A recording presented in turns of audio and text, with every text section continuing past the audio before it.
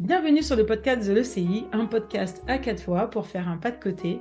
Et aujourd'hui, je reçois Marianne Torrebord, qui est également notre experte qualité sur les centres de formation, stratégie, et qui aujourd'hui me fait le plaisir de pouvoir échanger avec nous sur un sujet qui est très important pour moi.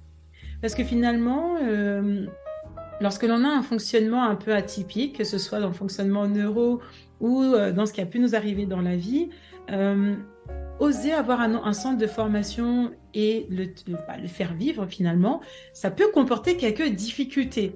Et j'avais envie de parler de ça avec Marianne et que tu puisses, Marianne, nous donner des tips, des idées ou peut-être nous faire changer de regard sur les difficultés qu'on peut rencontrer, soit parce qu'on est neuroatypique, soit parce qu'on a un atypisme de vie qui nous crée des biais de fonctionnement et qui nous crée parfois quelques limitations. Donc déjà, merci beaucoup d'avoir accepté l'invitation. Avec plaisir, je suis ravie d'être sur ce podcast et cette vidéo aujourd'hui en tout cas. Alors là, spontanément, quand je te présente le sujet, qu'est-ce qui te vient?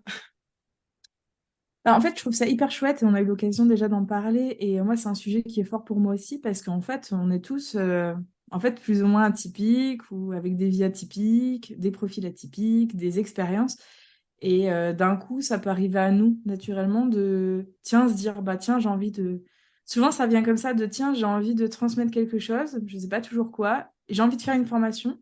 Et là, on se rend compte bah, en fait, qu'on doit commencer à créer un organisme, etc. Et en fait, souvent, ça fait peur. Et surtout à beaucoup de petits entrepreneurs, en fait. Parce qu'on se dit, bah non, il y a de la place que pour les grosses entreprises, les gros centres, les gros organismes. J'ai pas ma place. Et c'est ce que je ressens souvent, ce que j'ai vécu aussi, et ce que je vois souvent dans mes accompagnements. Et du coup, je trouve ça intéressant de faire ce podcast pour justement ouvrir le champ des possibles et se dire, ah mais oui, en fait, c'est possible, C'est même pour moi. possible. Tout à fait. Et quel que soit, et effectivement, tu amènes le sujet des entrepreneurs de petite taille ou qui démarrent ou qui sont à taille humaine d'une personne Mm. et de se dire, finalement, oui, ça peut être pour moi.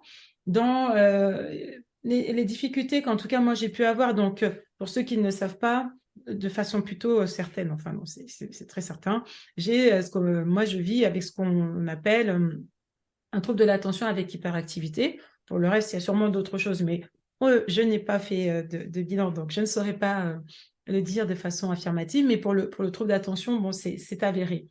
Et finalement, cette hyperactivité, ce trouble d'attention, chez moi, par exemple, je sais que ça me génère des difficultés en termes de planification, en termes d'organisation, bien que je sois quelqu'un qui vit dans l'anticipation du futur, ça peut m'arriver de procrastiner dès lors qu'on arrive sur des choses un peu administratives ou dès qu'on sort de la créativité, dès qu'on sort de l'action pure. Donc, pour toutes ces personnes qui, par un trouble d'attention ou autre, en fait, sont dans ce truc de se dire, ben non, moi, je peux déjà pas remplir ma feuille d'impôt ou écrire aux URSSAF, je vais pas en plus commencer à faire un centre de formation. Qu'est-ce que tu as envie de partager? Bah, en fait, qu'on soit déjà, il y a une notion importante, qu'on aime ou qu'on n'aime pas l'administratif, en fait, on peut tous procrastiner un moment. C'est-à-dire que même moi, hein, qui suis dans l'administratif depuis des années, il y a des moments pour soi, on va laisser de côté, on va se dire, bah tiens, je laisse après, on va faire quelque chose de beaucoup plus sympa, etc. En fait, déjà, ce qui est important, après pour la procrastination, il existe pas mal de choses à mettre en place, on pourra en reparler après. Mais déjà, en fait, c'est assez simple en fait au niveau des formalités. Et si vous sentez surtout que vous n'êtes pas en mesure, vous vous sentez seul, etc., bah, en fait, faites-vous accompagner. Ça, c'est important de savoir déléguer. J'avais fait un podcast sur le sujet, sur déléguer, parce que en fait, on ne peut pas toujours tout prendre et il y a des choses qui vont nous prendre beaucoup, beaucoup, beaucoup trop d'énergie. Et en fait, quand on compte l'énergie par rapport à une dépense, par exemple, d'un consultant qui va pas nous coûter trop cher, parce que c'est sûr qu'il y a aussi des consultants qui demandent des sommes astronomiques, mais il y a aussi des consultants qui sont beaucoup plus abordables pour des petits entrepreneurs, des coachs, des indépendants, des plus grosses entreprises. Mais en fait, voilà, si vous sentez qu'à un moment, c'est trop, trop compliqué, que ça vous prend trop d'énergie, bah, concentrez-vous sur quelque chose qui est vraiment important pour vous et qui va être facile pour vous. Si par exemple, c'est bah, de construire votre programme, de construire votre offre, d'aller sur le terrain, de la commercialiser, etc. Et l'administratif, de créer un centre de formation, ça va très vite maintenant, il y a tout en ligne. Je veux dire, le dépôt, une fois que notre dossier est complet, le dépôt, il est en 5 minutes sur le site. pour avoir son numéro de déclaration d'activité. Il y a des guides hyper pratiques. Si besoin, on pourra mettre même les liens dans là, le podcast. Mais il y a des guides en capture d'écran que la DRID a fait. Donc voilà, c'est assez simple. Mais après, faut pas hésiter à vous faire aider et à oser demander de l'aide aussi, parce que vous avez aussi des associations, même des personnes qui peuvent aider, etc. Donc voilà, je pense qu'il faut pas se forcer à faire quelque chose qui nous prend trop, trop d'énergie, quoi. Sur cette notion de se faire aider, moi, je croise pas mal de gens donc moi, j'ai pas cette difficulté-là, mais qui ont cette difficulté de penser qu'elles doivent tout faire par elles-mêmes parce qu'il y a un petit sujet d'ego. Des fois, quand on a une petite singularité et qu'on cherche à tout prix à rentrer dans un cadre, à rentrer dans de la normalité, certaines personnes ont encodé que être normal, être quelqu'un de bien ou pouvoir mériter les récompenses d'une action, c'est le fait de l'avoir fait seul. Comment on fait si on est convaincu qu'en fait, bah, finalement, si je demande de l'aide pour faire quelque chose, ça met en évidence le fait que bah, je ne sais pas le faire. Ouais. Alors, c'est marrant ce que tu partages parce qu'en fait, j'étais comme ça et j'ai encore une grosse part de contrôle. Je suis en train de travailler dessus, surtout sur ma vie privée. Mais en fait, voilà, j'avais une grosse, grosse part de sois fort, je le fais, je suis autonome. Et en fait, c'est pas le fait de pas savoir le faire, c'est juste que des fois, en fait, on n'a pas le temps et on a plein de choses. Et c'est bien aussi de savoir s'entourer, de pas se sentir seul, parce que c'est ça aussi, on peut vite avoir la solitude, etc. Et des fois, oser demander de l'aide en disant, bah voilà, c'est juste, bah, ça va me faire gagner du temps, de peut-être le voir différemment. Moi, c'est comme ça que j'ai travaillé. Après, ça, c'est chacun. Là, je partage en direct par rapport à ce que moi, j'ai travaillé personnellement. Mais par exemple, moi, il y a des choses que je délègue. Il y a des éléments même d'écriture d'article que je peux faire mais qui ça va me prendre beaucoup, beaucoup, beaucoup trop de temps. Et en fait, j'ai le lâcher prise sur ça en me disant, ben voilà, il va y avoir quelqu'un de compétent, c'est son métier. Ça donne aussi du travail à quelqu'un d'autre, en fait. Donc, c'est Mmh. quelque chose de très vertueux, en fait, aussi. Parce que c'est vrai qu'en fait, si on fait toujours tout nous-mêmes, ben, à un moment, on ne peut pas tout faire, en fait. Voilà, c'est comme, par exemple, je sais pas, on va faire les courses. Eh ben, on a une caissière qui nous bip. On va pas toujours aux caisses automatiques et heureusement, ça crée du travail, etc. Donc là, c'est la même notion de pourquoi pas se faire aider, mais ça peut être juste de demander des renseignements, des petits tips pour aller beaucoup plus vite et aller à l'essentiel pour pas perdre du temps. Parce que des fois, on va vouloir le faire soi-même et en fait, ça va, au lieu de nous prendre, par exemple, 1 heure avec quelqu'un qui nous aura expliqué clairement les choses, ben, peut-être que nous, ça va nous prendre un mois parce qu'en fait, on l'aura laissé de côté, ça nous aura pris du temps. Et donc, dans tous les cas, même si on se fait aider, on l'aura fait parce qu'on aura été voir la personne, on aura fait la démarche, etc. Donc, il y a quand même une notion de l'avoir fait. Après, c'est sûr que c'est un travail et je pense qu'à ce moment-là, si vraiment vous avez un blocage à ce niveau-là, il y a plein de super coachs qui peuvent vous aider aussi à débloquer ces À dépasser situations-là ça. parce que c'est du contrôle. Moi, je sais que je travaille encore dans ma vie perso. La vie pro, j'ai réussi à lâcher. Mais il faut oser déléguer et oser demander de l'aide parce que des fois, on peut se sentir vite seul et peut-être même se rajouter une notion de travail ou se rajouter une complexité, alors qu'en fait, des fois, c'est hyper simple. Mais il y a des personnes qui ont plus l'habitude que nous et c'est OK. On a chacun notre périmètre d'action et notre zone d'expertise et qu'après, on va agrandir parce que la personne, elle va vous transmettre aussi des infos et du coup, vous allez agrandir votre zone d'expertise en fait. Et au fur et à mesure, on évolue tout le temps en fait. Et dans ce que tu amènes, finalement, quand on dit lâcher prise, on a l'impression d'abandonner quelque chose, alors que pas du tout. Là, dans ce que tu dis, il y a ce côté aussi où je redeviens maître de ma charge mentale. Ma charge mentale, en tant qu'entrepreneur, elle est inévitable. Elle est inévitable. Se Ouais, c'est dire qu'on ça. va se vider de la charge mentale, c'est utopique. C'est comme se dire qu'on va faire un truc à la perfection. Mais finalement, je gagne en autonomie par rapport et en proactivité par rapport à cette charge.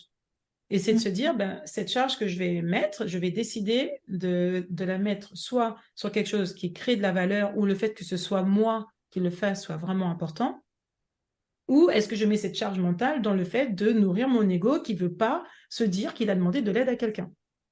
C'est ça. Vraiment, je pense quelque part une action ou un choix à faire de se dire, bah tiens, en conscience, où est-ce que je décide de mettre ma charge? Est-ce que je décide de me concentrer sur identifier quelle est la valeur et là où je peux vraiment apporter de la valeur? Et en le disant, je me dis que Marianne, peut-être que finalement, quand on refuse de faire par soi-même, c'est qu'on évite aussi de répondre à cette question, hein. Où est-ce que je peux apporter de la valeur et à Mm. quel endroit est-ce que c'est vraiment pertinent que ce soit moi qui agisse plus que quelqu'un d'autre? Parce qu'à partir du moment où j'agis là où quelqu'un d'autre peut agir, je reste dans ma zone de confort. Quand j'agis là où finalement personne d'autre peut agir, je vais dans une nouvelle zone de découverte, une zone inconnue où je prends un peu plus de risques, entre guillemets. Donc, je pense que c'est un travail aussi sur la conscience de pourquoi on fait des choses et qu'est-ce qu'on cherche à ne pas faire.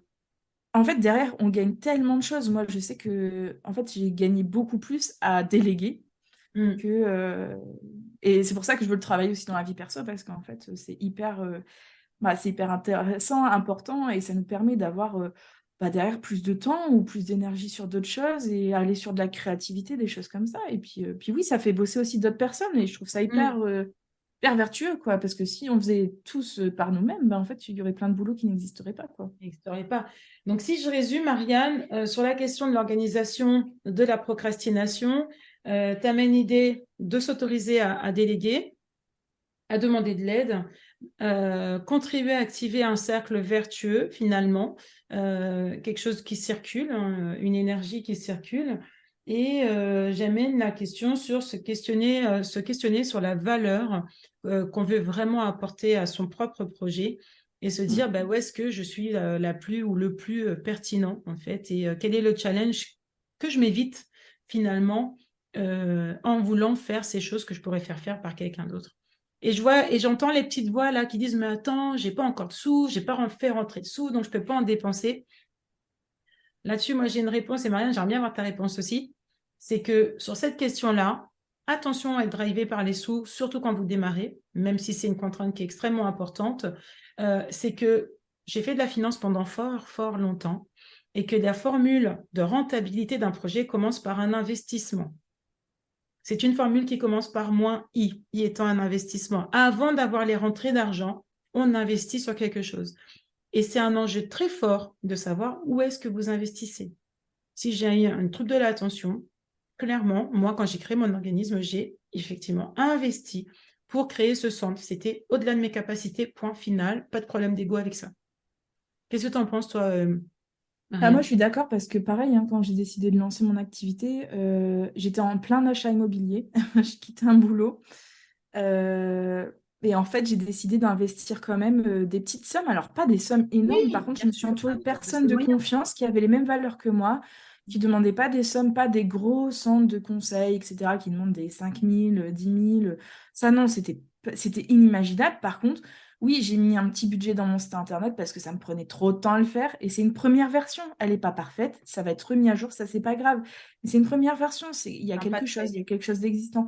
Par contre, à un moment, c'est sûr que vous ne pourrez pas toujours avoir des consultants qui vont vous donner des conseils gratuits, etc. Parce qu'à un moment, Ouais, moi, il j'ai faut vivre. beaucoup. Vous pourrez en avoir. Moi, je sais que je suis la première à en donner, à faire des choses, etc. Mais à un moment, on ne peut pas non plus tout. Il faut aussi se rendre compte quand même de la valeur de l'investissement, du savoir en face, de l'expertise. Bah, en Mais fait, forcément, il faut investir. Je suis d'accord avec toi. et tu vois, quand on dit qu'il faut se rendre compte de la valeur de ce qui est fait, plus je m'habitue à acheter du gratuit, plus en fait, je vais moi-même me mettre dans cette logique que je dois apporter du gratuit et que donc ce que je fais n'a pas de valeur. Ça complexifie, cette chaîne gratuite-là, elle complexifie vraiment ce travail sur donner de la valeur à ce que l'autre m'apporte et prendre conscience de la valeur de ce que moi j'apporte. Mais alors, tu vois, quatrième tips ou cinquième, je sais plus, j'ai pas compté combien on en a donné pour la procrastination, c'est quand même se rendre compte de sa valeur et donner de la valeur aussi à cette chaîne humaine qui se met en place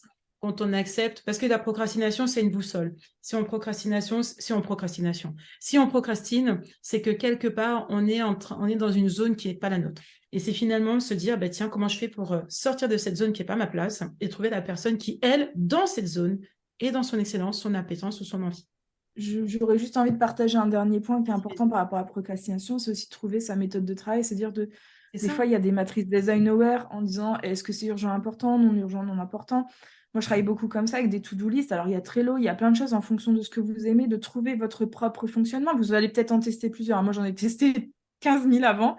Mais en fait, des fois, en fonction de mon énergie dans la journée, des fois, on peut aller dans un non urgent, non important qui va être un peu créatif, qui va nous faire du bien, pas être toute la journée sur un truc lourd, etc. De varier en fonction de ce qui est important. Et en fait, au fur et à mesure, moi, je sais que ça me fait du bien quand je surligne ou que je barre et je me dis, ah là là, on voit ce qu'on a fait et ça fait du bien de voir sa to-do list se vider. Et du coup, c'est pas dans sa tête et c'est pas dans sa charge mentale, c'est posé quelque part et on n'oublie pas, quoi. Mais ça dépend de chacun, son organisation, mais je pense que ça peut être important. Donc, Voilà, dernier votre tips. organisation, votre méthodo, se donner de la valeur, donner de la valeur au travail des autres, déléguer, demander de l'aide, se demander ce qu'on veut apporter. Et quand vous avez tout ça avec vous, finalement, vous pouvez tranquillement construire et créer ou gérer votre centre de formation. Le deuxième point qui me venait quand j'ai pensé à ce sujet, c'est la question de prendre sa place. On a plein de personnes qui, de par leur histoire de vie, leur parcours de vie, leur choix d'orientation sexuelle, leur apparence physique, peuvent avoir une difficulté à prendre leur place. Parce que finalement, quand on crée un centre de formation, un organisme, ben, on décide de prendre non seulement sa place, mais en plus de transmettre.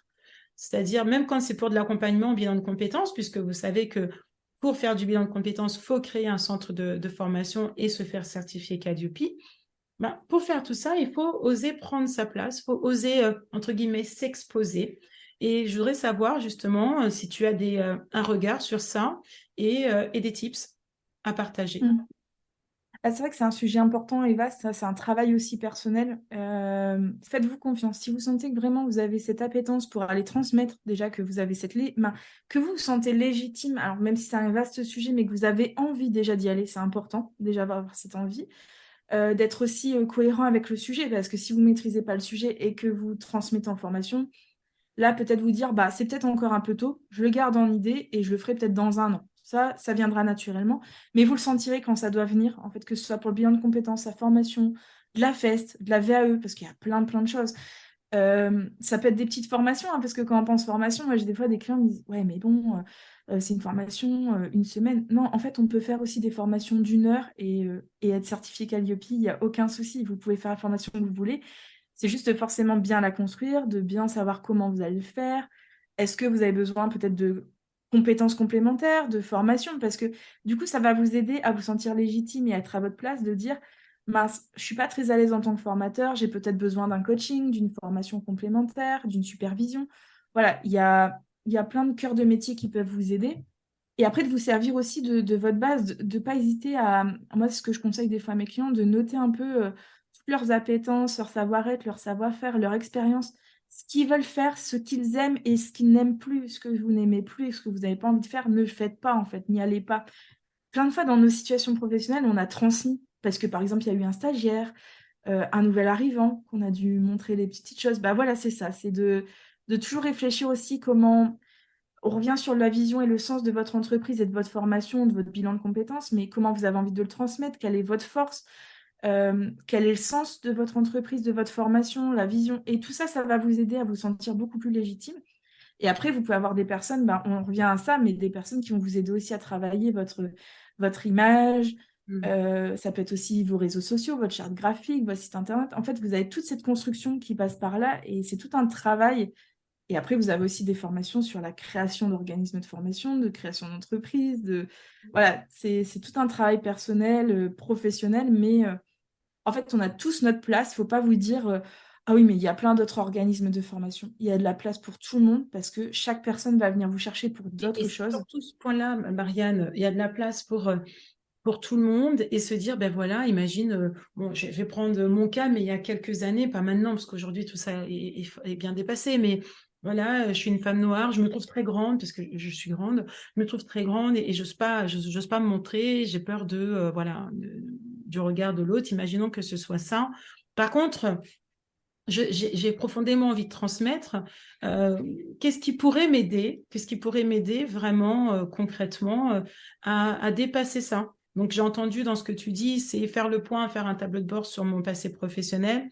Donc ça va m'aider à travailler ma légitimité et me dire, bon, est-ce que j'ai réellement des choses à apporter? Me questionner sur mon envie. Est-ce que j'ai envie de le faire? À quel point j'ai envie de le faire?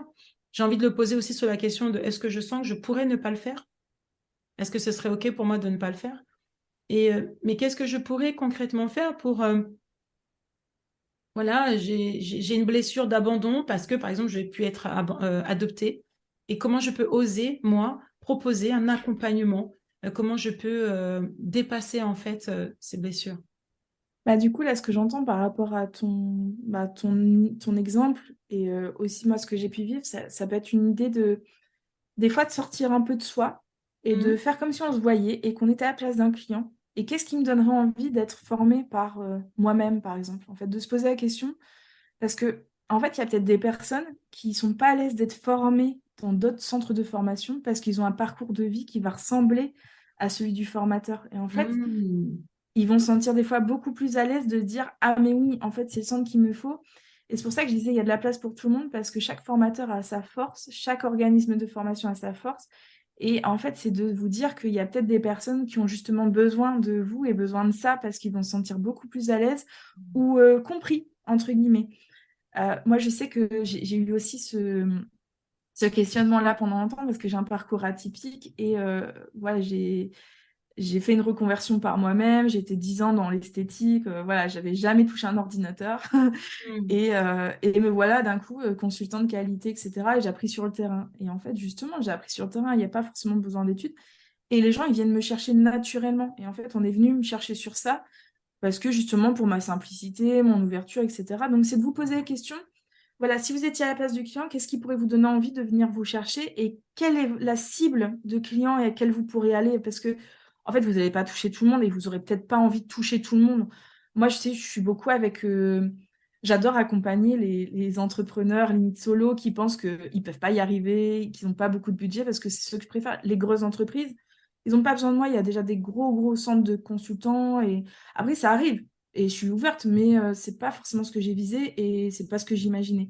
Mais de vous dire, voilà, pourquoi vous auriez envie de vous appeler et Mhm. quelle est votre différence et en fait, vous dire qu'il y a des gens qui ont besoin de ça, en fait, ça va leur faire du bien de se dire, ah bah oui, moi j'ai été adoptée, je me sens un peu différent ou je suis atypique ou j'ai des problèmes de concentration. Et bien, comme le formateur est déjà... Alors, il n'y aura pas de transfert, faut faire attention à ne pas faire des transferts, par contre, et ça, du coup, si c'est ça, je vous conseille Non, mais il y d'aller a une d'abord vous faire résonance. coacher. Voilà. Mais il y aura un lien en disant, ben, du coup, Ouais. la formation, elle sera peut-être aussi conçue différemment, où la personne, elle se sentira beaucoup plus à l'aise parce que le Mhm. format sera adapté à son rythme, parce que le formateur est par exemple comme ça. Du coup, J'adore. inconsciemment, ça se fait naturellement. Donc, en fait, vous aurez les clients que vous devez avoir. Il n'y aura pas de hasard. Par contre, si vous sentez que vraiment vous avez un gros travail, là, je vous conseille vraiment d'aller vous faire coacher, travailler sur ça, ou faire une formation, de faire de la supervision, Venir bah, à un petit groupe d'investir. de supervision, tu as un groupe de supervision justement pour créer, pour gérer son centre de formation, ça peut être un endroit parfait pour justement Mm. travailler ces questions-là. Et ce que j'aime beaucoup là dans ce que tu partages, c'est l'idée d'abord, comme on dit tout le temps, d'identifier sa singularité de vie ou de fonctionnement et de se dire que tiens, je sors de tout ça, je sors de ce tableau de bord que j'ai créé et je me regarde avec bienveillance, avec simplicité, sans se juger, quoi. Et se dire, bah, tiens, qu'est-ce qui me plaît chez cette personne, qu'est-ce qu'elle dégage? Et se dire qu'effectivement, c'est bien ça qui va créer le lien avec la personne. Et c'est donc là, dans ce que tu amènes, tu vas encore plus loin.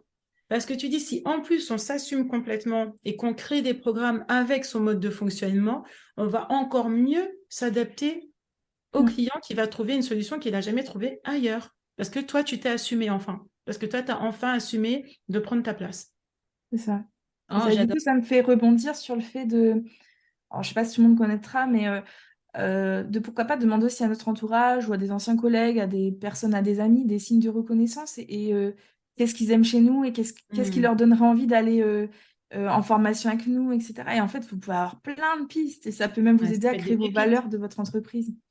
Ah, carrément, ça peut être des vraies pépites, ça. Bon, et bon, on arrive au bout là, Marianne, et dans ce qu'on a dit, j'ai envie en guise de synthèse, quand on a un profil ou un parcours atypique finalement, et pour que chacun, et pour que tout le monde en fait, hein, parce qu'on l'est tous, et là c'est quelque chose où on est entièrement d'accord à l'école, c'est que, et c'est le démarrage de mon livre, hein, on est tous singuliers et en même temps on est tous les mêmes, et c'est de se dire que tous on va avoir besoin de trouver du sens à ce qu'on fait et du sens qui nous parle à nous-mêmes. Finalement, c'est de se poser des petites questions dérangeantes en faisant des choses qui sont pas ou qui me génèrent de la procrastination ou en me forçant à faire seule, ben, qu'est-ce que je suis en train de m'éviter réellement de faire?